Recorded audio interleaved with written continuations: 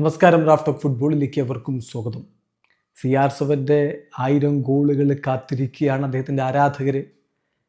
ആ 1000 ഗോളുകൾ വേൾഡ് കപ്പിൽ പിറക്കുമോ? ഇപ്പോഴത്തെ അവസ്ഥയിൽ 1000 ഗോളുകൾ വേൾഡ് കപ്പ് പിറക്കാൻ സാധ്യതയില്ല. എന്നാൽ പോലും അങ്ങനെയൊക്കെ സ്വപ്നം കാണുന്നവരൊക്കെ ഉണ്ട്.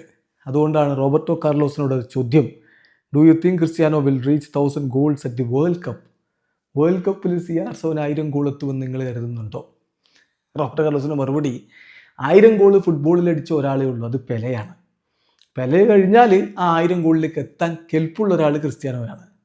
അദ്ദേഹത്തിൻ്റെ വാക്കുകളിലേക്ക് അദ്ദേഹം പറയുന്നു, ക്രിസ്ത്യാനോ ഫാൻസിനെ സംബന്ധിച്ചിടത്തോളം, ഫുട്ബോൾ ലവേഴ്സിനെ സംബന്ധിച്ചിടത്തോളം അദ്ദേഹം ഫുട്ബോളിൽ ചരിത്രം എഴുതുന്നത് തുടരുക, റെക്കോർഡ് കുറിക്കുക എന്നൊക്കെ പറഞ്ഞാൽ സംതിങ് വണ്ടർഫുൾ ആണ്.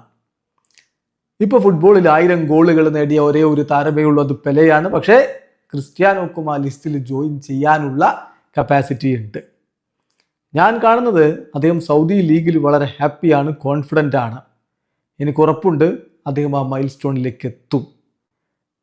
ക്രിസ്ത്യാനോയുടെ ഒരു പ്രത്യേകത എന്ന് പറഞ്ഞാൽ അദ്ദേഹത്തിന് അങ്ങനെ ഇഞ്ചുറി പറ്റി കുറച്ചധികം കാലം പുറത്തിരിക്കുന്ന ഒരു സ്ഥിതി ഉണ്ടാവാറില്ല.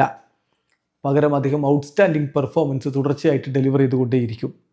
അദ്ദേഹം ഒരു റോൾ മോഡലാണ്, ഫോളോ ചെയ്യാവുന്ന റോൾ മോഡലാണ്.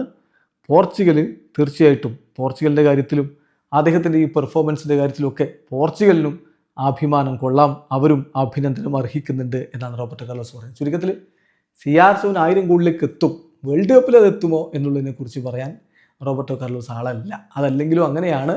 ഇപ്പോഴത്തെ ഈ ഒരു ഫേസിലാണ് കാര്യങ്ങൾ പോകുന്നതെങ്കിൽ ക്രിസ്ത്യാനോ റൊണാൾഡോ വേൾഡ് കപ്പിൽ 1000 ഗോളുകളിൽ എത്തും എന്നാരും കരുതുന്നുണ്ടാവില്ല. വീഡിയോ അവസാനിക്കുന്നു.